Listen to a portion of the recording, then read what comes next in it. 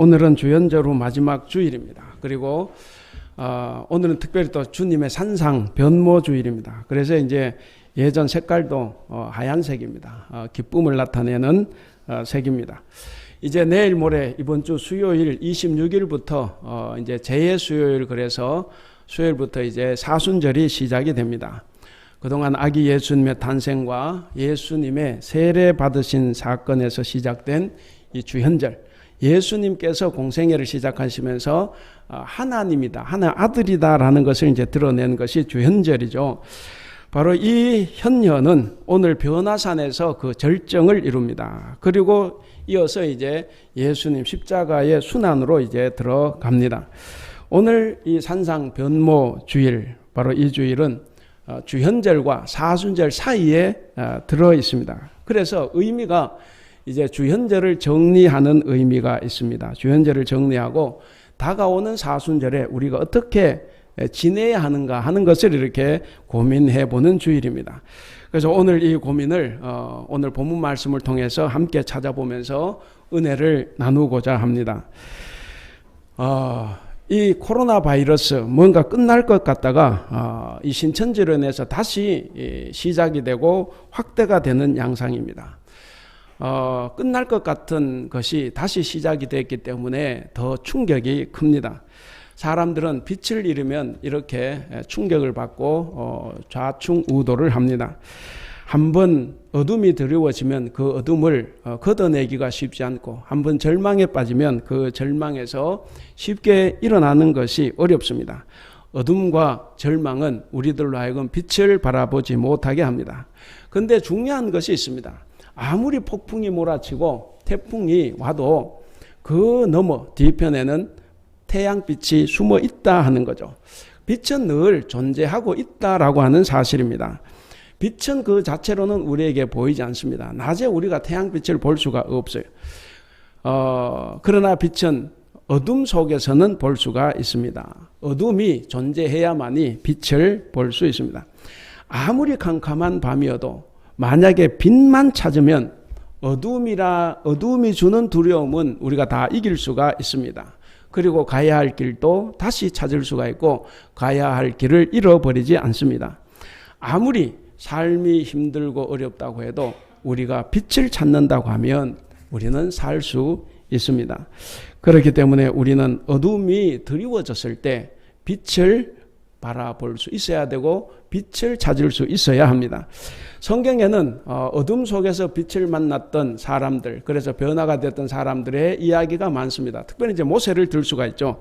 시내산에 올라갔을 때 모세는 빛을 만났습니다. 바로 하나님의 영광과 그 빛을 만났습니다. 그리고 예수님을 핍박했고, 그리고 그리스도인들을 죽이기 위해서 다메섹 도상으로 가던 사울은 다메섹에서 정말 귀한 빛을 그가 보고 경험을 했습니다. 그 가운데서 예수님을 만났습니다.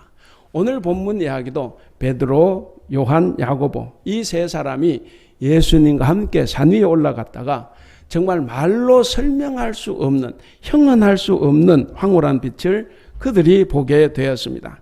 이런 빛과 만났던 모든 사람들이 이전의 삶과는 전혀 다른 삶을 이후에 살게 되었습니다.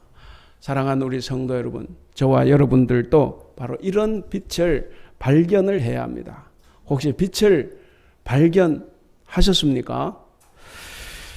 오늘 본문은 예수님의 재림 지연과 관련이 있습니다. 여러분, 이게 그 초기 서신들, 특별히 이제 데살로니가 전서 후서가 이제 그런데 처음에 성경이 쓰여질 때는 예수님의 재림 지연과 관련이 많아요. 왜냐하면 예수님께서 그 마태복음 17장에 보면 근데 내가 이제 하늘로 승천하는데 너희들 중에서 죽기 전에 내가 다시 온다 이렇게 말씀하셨거든요. 그래가지고 다 자기 살아생전에 예수님이 다시 재림할 줄로 알았어요. 그래서 사도 바울이 장가도 안 갔지 않습니까? 예수님 재림할 줄 알고. 근데 이 재림을 안 하는 거예요. 그 재림이 자꾸 지연이 되니까 혼란이 생겼습니다. 그리고 많은 사람들, 특히 이단자들이 공격을 합니다. 봐라, 너 믿는 거 다 가짜다. 이 재림 지연도 예수님 말해놓고도 안 오는 것은 뭐냐면 결국 인간들이 교묘하게 만들어낸 허탄한 신화다 하는 거죠. 그렇게 비난을 했습니다. 그 말에 많은 성도들이 무너졌습니다. 그래서 교회를 등지고 세상을 향해 떠난 이들이 많이 있었습니다. 자, 이런 것을 보고 이제 죽음이 가까워 온 이 늙은 이 노사도 베드로는 어떻게 하면 이들의 믿음을 지켜줄 수 있을까? 어떻게 하면 이들의 믿음을 잘 지킬 수 있도록 내가 이끌어갈 수 있을까 하는 부담을 가지게 되었습니다. 그래서 어떻게 격려하고 무슨 말로 어떤 말을 해서 주님을 따르는 이 믿음에서 벗어나지 않도록 든든히 세워갈 수 있을까? 그런 고민을 하게 되었습니다. 그러던 중에 옛날 기억이 하나 떠올랐죠. 어느 날 예수님을 따라서 베드로, 야고보, 요한 이 세 사람이 산에 올라갔습니다. 산에 올라갔을 때 아까 말씀드린 것처럼 정말 황홀한 경험을 했습니다. 예수님의 모습이 해같이 빛났어요. 해같이 빛났고 그리고 하늘에서 소리가 들려왔습니다. 이는 내 사랑하는 아들이요 내 기뻐하는 자라. 자, 이런 음성이 하늘에서 들려왔는데 정말 이전에 볼 수도 없었고 생각지도 못했던 그런 엄청나고 낯선 경험을 그가 하게 되었습니다. 그리고 그 소리가 바로 하나님께로부터 들려왔다는 사실도 그들이 알게 되었습니다. 바로 그 빛이 하나님께로부터 왔다 하는 사실이죠. 3년 동안 베드로는 예수님과 함께 살았습니다. 정말 동고동락을 했습니다. 온갖 이적들을 다 받고 사람들이 열광적으로 따르는 것도 봤습니다. 그러면서 자기도 정말 품었던 꿈이 큰 꿈이 있었습니다. 그런데 시간이 지나면서 그 꿈들이 사라지고 오히려 주님을 배반했던 닭 울기 전에 3번 부인한다던 그 부인했던 그 실패의 기억만이 그에게 남아 있었습니다. 그렇지만 이제 그 기억은 더 이상 상처도 아픔도 되지 않게 됐습니다. 왜냐하면 바로 그 변화산에서 봤던 그 황홀한 빛, 그 빛에 대한 기억이 모든 아픔을 다 회복시켜 주었습니다. 바로 그 빛이 주님의 말씀을 굳게 붙들 수 있게 했습니다. 그날 그 빛은 시간이 지나고 세월이 흐르고 나이가 들면 들수록 놀랍게도 그 기억이 더 생생해지고 더 또렷해졌습니다. 그리고 주님께서 지금도 자신과 함께 하고 계신다고 하는 이 사실을 믿을 수 있도록 그를 꼭 붙들어 주었습니다. 여러분, 예수님 안에서 발견했던 그 영광의 빛이 바로 오늘 이 베드로를 통해서 혼란과 의심 가운데 있는 오늘 우리 한국 교회도 또 오늘 우리 성도들에게도 또 코로나 바이러스로 정말 힘들고 어렵고 혼란을 겪고 있는 오늘 우리 백성들에게도 어떻게 해야 진리 가운데서 흔들리지 않고 오직 주님을 믿고 따를 수 있는가 하는 것을 오늘 본문이 잘 교훈해 주고 있습니다. 여러분, 기독교의 진리는 교묘하게 만든 이야기가 아니다 하는 거죠. 교묘하게 만든 이야기가 아닙니다. 우리 16절 한번 같이 한번 읽어볼까요? 16절 시작. 우리 주 예수 그리스도의 능력과 강림하심을 너희에게 알게 한 것이 교묘히 만든 이야기를 따른 것이 아니요 우리는 그의 크신 위엄을 친히 본 자라. 자, 기독교의 진리, 여기서 물론 재림을 이야기하지만 좀 넓게 기독교의 진리, 기독교는 인간들이 교묘하게 만들어낸 이야기가 아니다라고 하는 것을 이야기를 합니다. 그것을 증명하기 위해서 베드로가 두 가지를 드는데 그 첫 번째 근거가 뭐냐면 바로 이 변화산 목격담입니다. 변화산에서 자기만 그것을 본 것이 아니라 다른 두 사람이 더 있었다 하는 거죠. 율법에는 증인의 수가 2사람입니다. 그리고 3사람. 최소 이제 2사람의 증인이 있어야 증명할 수 있어요. 근데 여기는 3사람이지 않습니까? 그러니까 이것은 뭐냐? 이 목격은 확실하다 하는 의미를 가지고 있습니다. 그리고 들었던 음성의 내용, 이는 내 사랑하는 아들이요 내 기뻐하는 자라 그랬지 않습니까? 이 음성의 내용은 바로 예수님이 하나님의 아들이시다라는 것을 나타내는 것이고 또 아들 예수님을 하나님께서 사랑하고 계신다 하는 것을 나타내 주는데 그것이 이제 사실이다 하는 거죠. 제가 지난주일 그 설교 말씀을 드릴 때 이런 말씀을 드렸습니다. 이방신은 비윤리적이고 우리 하나님은 대단히 윤리적이다. 제가 그런 말씀을 드렸습니다. 이 말을 어떻게 증명을 할 수가 있겠습니까? 이 말은 이방 종교와 법은 비윤리적이고 하나님과 하나님의 법은 대단히 윤리적이다라는 것과 같은 말입니다. 왜 그렇습니까? 왜 이방신은 비윤리적이고 우리 하나님은 윤리적입니까? 우리가 이제 신앙적으로도 우리가 알지만 우리가 하나님 믿으니까 그러니까 조금 이게 신학적으로도 우리가 좀 알 필요가 있습니다. 그러니까 이 법과 종교를 누가 만들었냐에 따라서 달라지는 거예요. 누가 만들었느냐. 여러분 고대 근동 세계에서 오늘날도 그렇지만 인간이 법과 종교를 만들었죠. 예, 인간이 만들었어요. 인간이 만들었습니다. 만약에 인간이 법과 종교를 만들었다고 하면 어떤 인간이 만들었습니까? 지배자입니까? 비지배자입니까? 지배자가 만들었죠. 힘 있는 사람이 만드는 거예요. 지배계층입니다. 그렇다면 이 지배자, 지배계층은 왜 법과 종교가 필요했겠습니까? 바로 자신들의 기득권, 자신들의 권력, 자신들의 이익을 지키기 위해서 그것이 필요한 겁니다. 이처럼 고대, 근동의 구약 성경에 나오는 모든 종교와 법은 다 피지배계층인 백성들을 억압하고 착취하는 그런 권력자와 지배계층을 옹호했습니다. 그러니까 이방신들은 비윤리적일 수밖에 없습니다. 반도덕적일 수밖에 없어요. 왜 그러냐? 인간이 만들었기 때문에. 국회에서 우리 법을 누가 만들어요? 국회의원들이 만들지 않습니까? 자기들의 이익에 반하는 법 절대로 안 만듭니다. 그거 만들기 쉽지 않아요. 유치원 3법 힘듭니다. 실행도 힘들어요. 왜? 인간이 만들기 때문에 그 힘이 있는 사람들이 자기 입맛대로 만드니까 힘든 거예요. 바로 자기 필요에 의해서 교묘히 만든 종교와 신이 바로 이방의 신들입니다. 여러분 세상의 모든 종교는 다 인간들이 만들었어요. 그런데 우리 하나님을 믿는 종교만이 인간이 만든 것이 아니라 신이신 하나님께서 직접 만드셨습니다.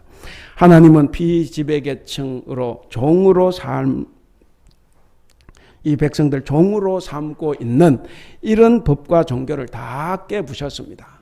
그리고 그 비지배계층으로 살아가는 이 포로민들, 노예민들, 이 약자들을 다 해방시켰습니다. 이것이 무슨 사건입니까? 이것이 바로 출애굽 해방 사건입니다.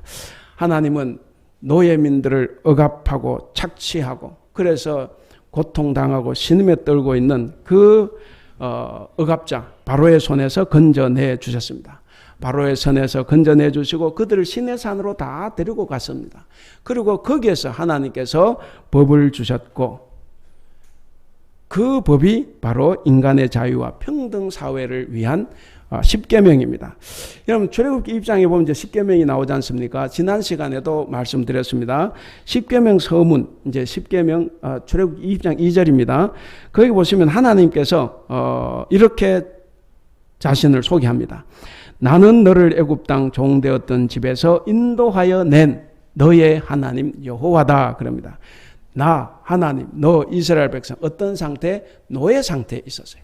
거기에서 끄집어냈습니다. 그러니까 이것은 뭐냐면 나 여호와는 노예였던 너희들의 해방자, 너희들의 구원자이고 곧 가난한 자와 약자들을 옹호하는 신이다 하는 것을 분명하게 밝혀주고 있습니다. 그러면서 제1계명을 주시는 거예요. 제1계명이 뭡니까? 너는 나 외에는 다른 신들을 네게 두지 말라 하는 겁니다. 이것을 1계명으로 주셨습니다. 당연하죠. 430년 동안 종살하던 너희를 내가 끄집어냈으니까 너희는 남을 섬기지 말라는 거예요. 그리고 중요한 의미가 있습니다. 다른 신은 어떤 신입니까? 착취하는 신이에요. 인간을 착취하고 억압하는 지배자의 신입니다. 그렇기 때문에 그것들을 섬기지 말라 하는 거예요. 여러분 여기서 뭔가를 느끼셨습니까? 이 말씀에 뭘 느꼈습니까? 제가 말씀을 드리고 있는데 계속 하나님을 믿는 이 종교가 탄생하는데 인간이 역할한 것이 있습니까? 없습니까? 인간의 역할이 없어요. 모든 것을 다 하나님께서 진두지휘하셨습니다. 그래서 여러분, 기독교는 인간이 만들어낸 종교가 아니라는 거예요. 여기 말씀하는 것처럼 교묘히 꾸며낸 이야기, 교묘하게 만든 종교가 아니다 하는 겁니다. 모든 것은 하나님께서 직접 만드시고 시작하셨습니다. 여러분, 출애굽기를 읽어보시면 종살이하던 백성들 하나님께 기도한 거 아니에요. 그냥 기도한 것이 아니라 그냥 힘들다고 한탄한 거예요. 그 신음소리를 하나님께서 들었습니다. 그러니까 힘들다고, 어렵다고, 죽겠다고 한탄하고 부르짖었던 그 소리를 우리 하나님께서 들으시고 인간 역사에 직접 개입을 하십니다. 바로 그들의 신음소리를 얘기하는 이 바로에게 나타나셔서 결국 그들을 부수고 노예들을 다 해방시키고 그리고 법을 주셨습니다. 그러니까 여러분, 우리 하나님은 유일하신 참 하나님, 참신이라는 겁니다.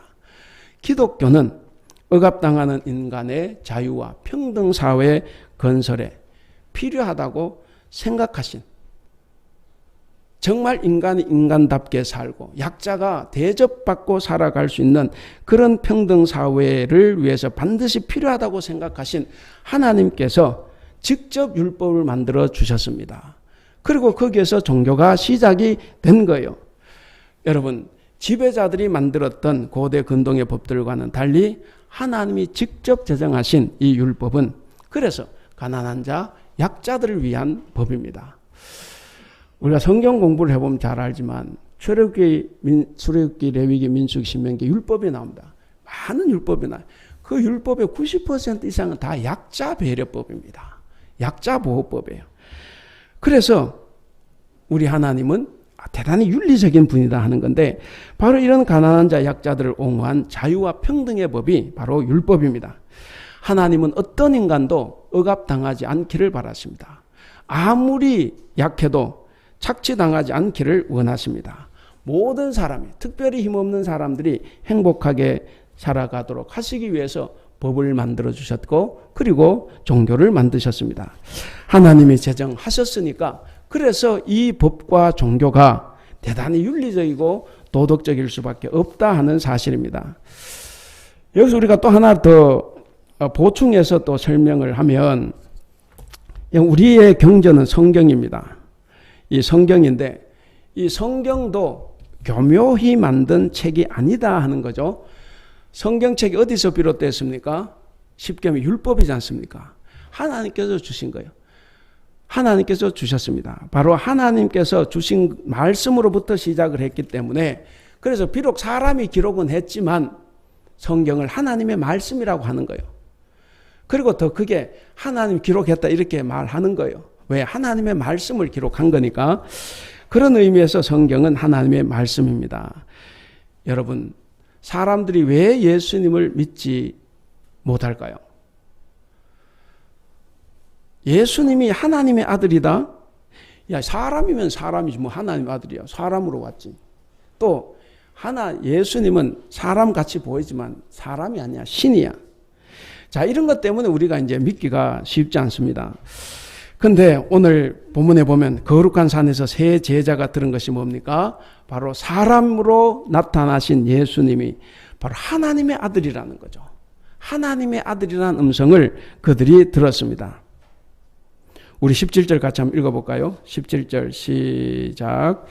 지극히 큰 영광 중에서 이러한 소리가 그에게 나기를, 이는 내 사랑하는 아들이요 내 기뻐하는 자라 하실 때에 그가 하나님 아버지께 존귀와 영광을 받으셨느니라. 자, 여러분, 이제 하늘에서 소리가 들려왔습니다. 이는 내 사랑하는 아들이요 그랬습니다. 자, 만약에 우리가 앞에서 설명한 대로 하나님이 참신이라고 우리가 믿는다면, 성경은 믿음을 가르치는 것이 않습니까? 믿음을.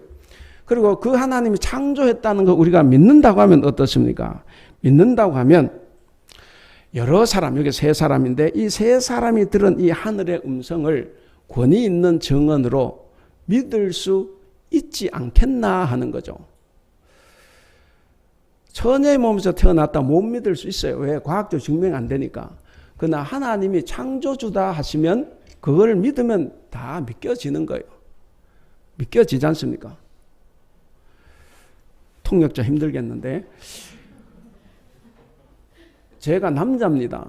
하나님께서 저를 이 자리에서 여자로 변모시킬 수 있겠습니까? 없겠습니까?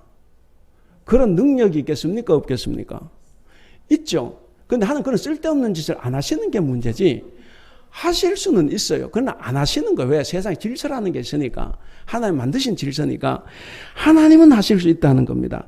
그러니까 우리가 하나님이 정말 참신이라는 것을 믿는다고 하면 그 소리도, 세 사람이 들었던 그 소리도 우리도 믿을 수 있지 않겠나 하는 겁니다. 그래서 기독교는 참되고 순전한 종교라고 하는 것입니다. 여러분, 기독교는 사람이 생각해서 만든 종교가 아닙니다. 보통 종교는 그렇지 않죠. 다 사람이 만듭니다.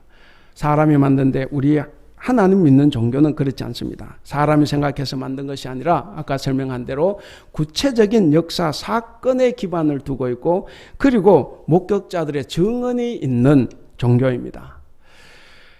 역사적인 사건과 목격자들의 증언, 바로 예수님의 능력과 그의 나타나심을 사람들이 친히 목격한 거죠. 그래서 사도가 대단히 중요한 겁니다. 사도를 세울 때도 예수님의 모든 것을 보고 같이 활동했던 사람 중에 사도를 세우는 것인데, 그 왜 그러냐면 눈으로 본 것이 대단히 중요한 겁니다. 동시에 하나님께서 인정하시는 목소리도 그들이 들었습니다. 그래서 이 변화산의 이 광경은 어떤 개인이 만든 것이 아니라 여러 사람이 함께 보고 들었던 것입니다. 자, 그래서 이처럼 기독교의 진리 혹은 기독교 복음 진리에 대한 증언은 우선 예수님의 이런 역사적 사건에 대한 목격자의 증언이 대단히 중요합니다. 우리도 그렇지 않습니까? 목격자의 증언이 대단히 중요한 거예요. 자, 그리고 둘째로 중요한 것이 뭐냐면 예언자들의 증언입니다. 우리 19절 같이 한번 읽어볼까요? 19절 시작.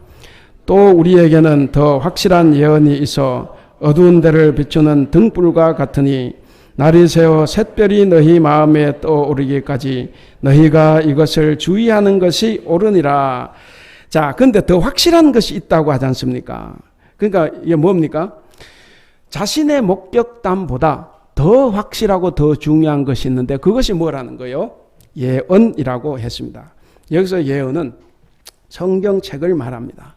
그러니까 본문에서 베드로가 말하고자 하는 것은 뭐냐면 올바른 신앙생활을 하는 데 있어서 중요한 것은 개인의 신앙 체험입니다. 그런데 그것보다 더 중요한 것이 뭐가 있느냐? 성경이에요. 성경보다 더 중요하고 확실한 것은 없다 하는 겁니다. 그런데 간혹 우리 성도들 가운데, 우리 교회는 없지만 우리 성도들 가운데는 개인의 환상이나 체험을 굉장히 중요하게 생각합니다. 그것으로 성경을 다 해석하려고 하고 그것으로 자기가 모든 기득권을 다 차지하려고 하는 것을 볼 수가 있습니다. 다 무의미한 거예요. 모든 것보다 중요한 것은 성경입니다. 예언은 사사로이 인간의 생각을 전달하는 것이 아닙니다. 철저하게 성령의 감동하심을 받은 사람들이 하나님의 뜻에 따라서 계시하는 내용, 그것이 성경입니다. 예언자 마찬가지입니다. 예언자들은 자기의 생각을 자기 멋대로 말하는 사람들이 아니에요. 자기의 임의대로 자기의 주장, 자기를 합리화시키기 위해서, 자기의 이기적인 목적을 달성하기 위해서 자기에게 맞도록 해석하는 사람들이 아니에요. 그래서 우리가 잘 알지 않습니까? 구약성경의 예언자들 목숨 걸고 가서 말을 하는 겁니다. 성령의 감동을 받아서 하나님께 받은 말씀을 그대로 전하는 것. 자기에게 목숨의 위협이 되더라도 가서 그대로 전한 이런 사람들이 예언자입니다. 그러므로 예언자들의 말은 참될 수밖에 없습니다. 그래서 여기 나오는 베드로는 이런 확실한 예언의 말씀이 뭐라고 합니까? 어두운 데를 비추는 등불이다라고 말을 했습니다. 어두운 데를 비추는 등불. 그래서 예언의 말씀은 곧 잡다한 비진리로 가득 차 있는 이 세상에서 하나님의 진리를 대변해주고 하나님의 진리를 말해주는 등불이다 하는 겁니다. 자, 근데 20절에 보시면 20절에서 베드로가 이런 말을 하죠. 20절 다 같이 읽어볼까요? 시작. 먼저 알 것은 성경의 모든 예언은 사사로이 풀지. 예. 그러니까 먼저 알아야 되는 것은 뭐냐면 이 예언의 말씀이 이렇게 중요한데 그 예언, 그러니까 성경 말씀을 사사로이 풀지 말라는 거예요. 그러니까 사사로이 푼다는 것이 뭐겠습니까? 바로 자기 생각대로 푸는 거예요. 자기의 주장을 합리화시키기 위해서 자기의 생각대로 판단하는 것.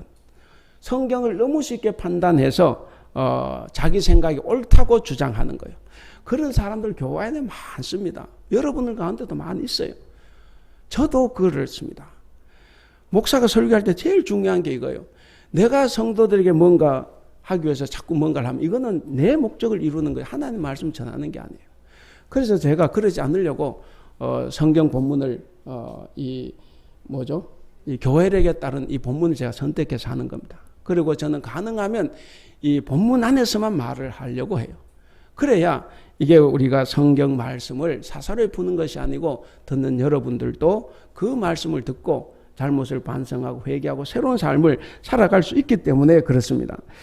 그래서 우리가 여기 베드로의 주장은 이거예요. 20절 주장은 아무도 성경을 자기의 생각이나 자기의 의견대로 해석할 수 없다 하는 겁니다. 누구든지 이 성경을 자기 목적에 맞도록 왜곡해서 해석할 수 없다 하는 것을 베드로가 말을 하고 있습니다. 근데 여러분, 결국 성경 그래도 누가 해석합니까? 사람이 해석하죠. 제가 목사로서 이렇게 사람들한테 제일 우리 교회 없으니까 말이에요. 제일 답답한 사람 누구냐면 나는 성경대로만 삽니다. 그래. 그런 사람 있어요? 하나도 없어요. 그 사람도 자기가 해석한 대로 사는 거예요. 그럼 성경대로 사는 사람이 어디 있습니까? 그런 사람 없어요. 다 해석한데 결국 어떻게 해석을 해야 잘할 수 있을까? 이것이 이제 우리의 고민입니다.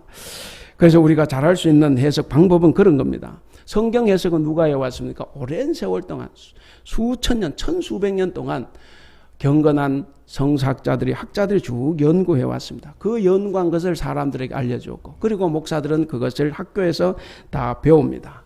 그리고 그 배운 것을 성도들에게 전하는 겁니다.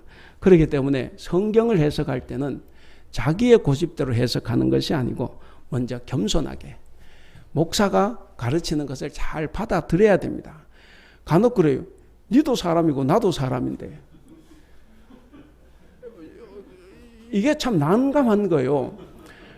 같은 사람은 맞지만 우리는 성경 해석하고 목사는 참 열심히 배워서 물론 안 배운 사람도 많지만 그래서 저도 참 열심히 배웁니다. 지금도 설교 한 편 하고 책을 적어도 15권 이상을 봐요. 그게 그래야 내 이야기를 안 하게 되는 거죠. 그래서 이게 우리가 뭔가 잘못 해석했다 혹은 뭔가 내 목적에 맞게 해석했다라고 느끼게 되면 우리는 겸손하게 우리를 돌아봐야 됩니다. 그리고 더 중요한 것은 성경은 교회의 교훈과 신앙에 맞게 해석을 해야 됩니다. 교회의 가르침과 일치가 돼야 돼요. 왜 그러냐? 교회는 누가 계신 곳입니까? 바로 성령께서 계시고 성령께서 활동하시는 공간입니다. 그렇기 때문에 성경을 잘 해석하려면 개인의 뜻에 따라 사는 것이 아니라 바로 성령의 도움을 받아서 교회의 가르침에 맞게 해석을 하는 것입니다. 그래야 교회가 문제가 없어요. 교회가 혼란하지 않습니다. 사랑하는 성도 여러분, 그런데 우리는 자칫 살아가면서 자기 개인의 해석에 고집하는 경향이 많습니다. 그리고 자기 신앙 체험에 집착하는 경우가 참 많이 있습니다. 그러나 개인의 체험은 결코 성경 말씀을 앞설 수가 없습니다. 어떤 것도 성경에 우선할 수는 없습니다. 성경을 읽고 해석할 때는 절대로 사사로이 해서는 안 됩니다. 성령의 감동을 받아서 사사로운 마음을 내려놓고 그렇게 해석하는 것입니다. 사랑하는 성도 여러분, 그래서 우리가 성경을 공부해야 합니다. 성령의 감동을 받아서 열심히 성경을 읽고 공부하시는 여러분들이 될 수 있기를 바랍니다. 그리고 우리는 그 말씀에 주의를 기울여야 합니다. 19절에 아까 읽으셨죠? 19절에 보시면 거기 중간에 이런 말이 있죠. 날이 새어 샛별이 너희 마음에 떠오르기까지 그랬습니다. 떠오르기까지. 뭐 하라는 거요? 샛별이 떠오르게. 샛별은 우리 그리스도다. 떠오르게 뭘 하라는 겁니다. 바로 말씀에 주의하는 것. 말씀을 열심히 공부하고 말씀대로 살아가는 것이 중요하다 하는 겁니다. 바로 이 등불은 어둠을 비추는 것입니다. 어둠을 비추는 등불과도 같은 이 말씀에 온 마음을 집중해라. 온 정신을 쏟아라 하는 것입니다. 지금 우리는 이제 사순절을 시작하게 됩니다. 사순절 순례 여정을 우리가 앞두고 있는데 사순절은 바로 하나님의 뜻에 따라서 우리의 삶을 재정립해 보는 시간입니다. 돌아보면서 우리의 잘못이 무엇인가? 우리가 회개할 부분이 무엇인가? 이런 것을 우리가 돌아보고 우리의 신앙을 다시 재정립하는 절기입니다. 40일간 우리는 주님 앞에서 우리의 모든 것을 내려놓고 등불 같은 말씀에 우리의 주님을 바라봐야 됩니다. 주님의 빛을 보고 그 빛을 통해서 우리가 세상을 볼 수 있어야 합니다. 우리가 세상을 볼 때 나를 통해서 보면 안 돼요. 성경 읽을 때도 내가 성경을 읽으면 안 된다고 말씀을 드렸습니다. 성경이 나를 읽어야 돼요. 성령의 감동으로 성경이 나를 읽어야 돼요. 그래서 말씀을 통해서 우리가 세상을 보고 말씀을 통해서 세상을 판단할 수 있어야 됩니다. 그런데 나의 생각, 나의 고집, 기독교적인 이 왜곡된 신앙만 가지고 볼 수 없다 하는 겁니다. 우리가 사순절에 주님과 함께 그 순환의 길을 걸어가는데 걸어가는 데 있어서 가장 중요한 것이 뭐냐면 바로 예수님의 말씀을 듣고 실천하는 것입니다. 우리가 예수님의 말씀을 듣고 실천하기 위해서 우리의 욕망을 다 내려놔야 됩니다. 그리고 우리의 생각을 다 벗어 던져야 돼요. 그리고 우리가 너무 많은 말들을 하게 되는데 우리가 하게 되는 말들 소리도 낮춰야 됩니다. 오직 우리 안에서 예수님의 말씀만 크게 울려 퍼지도록 해야 합니다. 그래야 우리가 이 험하고 특히 코로나19 때문에 얼마나 불안합니까? 이 불안한 시대에 우리 모두가 바로 주님을 따라 바르게 살아갈 수가 있습니다. 우리 주님의 소리가 우리에게서 크게 울려 퍼지도록 해야 됩니다. 그런데 여러분 오늘 본문을 보시면 그 예수님이 이제 변화산에서 변한 게 용모지 않습니까? 용모가 변하셨는데 근데 이제 복음서 본문을 들어가 보면 이 세 사람이 무엇을 이야기했냐 주제가 나와요. 아마 누가복음에 나오는 것 같은데 뭐가 나오냐면 예수님의 죽음에 대해서 서로 대화를 합니다. 그러니까 아마도 이런 걸 거예요. 예수님께서 이제 십자가의 길을 걸어가셔야 되는데 얼마나 힘들겠습니까? 그렇지 않습니까? 그래서 그걸 가지고 이야기할 때 모세와 엘리야가 예수님께 희망을 주고 격려를 했을 겁니다. 그래서 그 격려를 받고 예수님께서 힘을 얻고 내려오셔서 십자가의 길을 묵묵히 걸어가실 수 있었다고 봅니다. 그러니까 뭡니까? 예수님께서 그 두 사람을 통해서 위로를 받고 격려를 받고 흔들림 없이 자기 길을 걸어갔다. 마찬가지입니다. 그것을 본 베드로도 그랬어요. 베드로도 주님의 위엄을 직접 눈으로 보고 음성을 들었습니다. 그래서 그의 삶이 이후에 완전히 달라진 것을 우리가 볼 수 있습니다. 베드로가 얼마나 겁이 많습니까? 수제자로 가지만 큰 소리는 자주 치는데 겁이 참 많아요. 그래서 예수님을 배반했죠. 3번씩이나 부인하고 예수님을 버렸습니다. 자, 그랬는데 이후에 그가 예루살렘을 떠나지 않고 예루살렘에서 예수님 죽으심과 부활을 목숨을 걸고 증언을 했습니다. 바로 이 변화산상에서 봤던 그 기억이 크기 때문에 그 증언을 할 때 대제사장에게 체포됐죠. 그래서 대제사장이 신문을 합니다. 뭐라고 했습니까? 앞으로는 절대로 예수님 이름으로 말하지도 말고 가르치지도 말라라고 협박을 했습니다. 옛날 같으면 오줌을 쌀 거예요. 그런데 베드로가 어떻게 대답을 합니까? 사도행전 4장 19절에 보면 하나님 앞에서 너희의 말을 듣는 것이 하나님의 말씀을 듣는 것보다 옳은가 너희가 스스로 판단하라는 거예요. 우리는 보고 들은 것을 말하지 아니할 수 없다. 이렇게 말을 했습니다. 여러분, 겁쟁이의 대단한 변신입니다. 베드로는 그래서 타인을 위해서 예수를 위해서 목숨을 걸고 살았던 것입니다. 바로 그 목격이 그를 이렇게 그리고 성경 말씀이 그를 이렇게 놀랍게 바꾸도록 했습니다. 사람들은 예수님을 통해서 자기의 뜻을 이루려고 합니다. 예수를 믿어서 부자가 되기를 원하고 예수를 믿어서 형통하기를 바랍니다. 예수님을 이용해서 성공하고 영광 받기를 원합니다. 하나님의 일을 생각하지 않고 사람의 일, 자기 일만 생각하는 우리의 모습일 수 있습니다. 그런데 하나님께서는 우리 보고 뭐라고 말씀하십니까? 바로 하나님 당신의 뜻을 이루기 위해서 저렇게 묵묵히 십자가의 길을 걸어가는 예수님의 삶을 본받으라고 말씀하십니다. 자기를 부인하고 오직 하나님의 뜻을 추구하고 살아가는 저것을 본받으라고 말씀하십니다. 예수님처럼 내가 죽어 남을 살리는 그 사랑의 삶을 살아가라고 주님께서는 우리에게 말씀하십니다. 여러분, 왜 우리가 예수님을 믿습니까? 왜 그 힘들고 어려운 순환의 길을 우리가 따라가려고 합니까? 이제 말씀을 마치려고 합니다.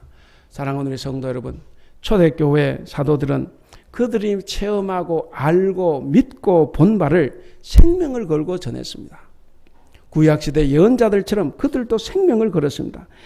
예수님은 그 길이 고난의 길인 줄 알면서도 그 길을 흔들림 없이 걸어가셨습니다. 우리도 그렇습니다. 우리도 예수님이 변화되신 것처럼, 베드로가 변화된 것처럼 우리의 인격과 삶이 이 사순절 기간을 통해서 우리가 변화되고 성숙해야만 됩니다. 우리들이 말씀을 읽고서도 받아들이지 않을 때는 결코 우리에게 변화는 일어나지 않습니다. 어떤 말씀을 들어도 내가 지식으로만 그것을 간직하고 말면 우리에게는 변화가 없습니다. 우리 주님의 능력을 알고 체험한 사람들입니다. 그리고 우리들은 17절 끝에 나오는 것처럼 예수님의 존귀와 위엄을 아는 사람들이에요. 체험하고 아는 사람들이기 때문에 우리는 반드시 세상에 나가서 세상을 이기고 승리할 수 있습니다.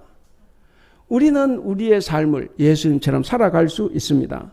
오늘은 주연절 마지막 주일입니다. 이제 말씀드린 대로 수요일부터 이제 사순절이 시작됩니다. 사랑하는 우리 성도 여러분, 우리도 십자가의 길을 걸어가신 예수님을 따라가야 합니다. 예수님을 따르는 길, 예수님을 믿는다는 것이 결코 쉽지 않습니다. 여러분, 신앙은 절대로 쉽지 않아요. 쉬운 것은 내 욕심대로 믿으니까 쉬운 거예요. 근데 내 욕심을 내려놓고 하나님의 말씀대로 살기 위해서 나를 희생하고 윤리적인 신이라 그랬지 않습니까? 가난한 사람들 위해서, 그들 위해서 살아가는 삶이 결코 쉽지 않습니다. 그런데 여러분, 우리가 생명을 얻고 천국을 소유하기 위해서는 반드시 그 삶을 따라가야 합니다. 악이 가득한 세상에서 하나님의 뜻을 따르며 살아간다는 것이 결코 쉽지 않습니다. 그래서 그렇게 살아가는 이 삶 자체가 십자가의 길입니다. 사랑하는 대북교회 성도 여러분, 그리고 오늘 우리와 함께 예배하는 성도 여러분, 우리보다 먼저 그 길을 걸어가신 분이 우리 예수님이십니다. 예수님께서 먼저 그 길을 걸어가셨고, 그리고 끝내는 그 일을 다 이루셨습니다. 하나님 뜻을 다 이루신 예수님 따라서 우리도 그 말씀을 듣고 순종하며 한 걸음 한 걸음 예수님과 함께 걸어가야 되고 예수님을 따라서 걸어가야 합니다. 이 사순절 기간에 우리가 그렇게 따라갈 때 우리도 예수님처럼 죽지 않는 새 생명, 영생을 소유하게 됩니다. 모두가 다 영생을 소유하시는 여러분들이 될 수 있기를 주님의 이름으로 축원합니다. 기도하겠습니다. 사랑이 많으신 하나님 아버지, 주님은 산 위에서 변노한 아들 예수 그리스도 안에서 주님의 영광을 나타내 보여주셨습니다. 우리에게 이 험한 세상 저편을 바라볼 수 있게 하시고 영광 가운데 계시는 왕이신 주님을 바라보게 하신 것 참으로 감사합니다. 초대교회에 박혀 어려움 속에 주님을 따르는 성도들에게 베드로가 죽음을 앞두고서도 바른 신앙으로 진리 안에 살아가도록 간곡하게 전한 마음을 우리가 봤습니다. 하나님, 우리도 주님의 말씀을 읽을 때에 사도 베드로가 경험한 것처럼 생생하게 받아들이고 겸손히 믿고 따를 수 있도록 우리를 도와주시옵소서. 이제 사순절이 시작됩니다. 예수님 믿어 부자가 되기를 원하고 성공하고 영광받기를 원하는 우리의 모습입니다. 그러나 십자가의 길을 묵묵히 걸어가시는 예수님의 길을 따르라고 말씀하시는 이 하나님의 명령을 기억할 수 있도록 우리를 도와주시옵소서. 그리하여서 십자가의 길을 걸어가신 예수님을 따라 순종하며 걸어갈 수 있도록 우리를 도와주시옵소서. 그리하여 하나님께서 인정하는 믿음으로 매일매일 성화되게 하여 주시고 예수님처럼 죽어도 죽지 않는 영생을 소유하는 우리 모두가 될 수 있도록 주님 도와주시옵소서. 감사하며 우리 주님 예수님의 이름으로 기도하옵나이다. 아멘.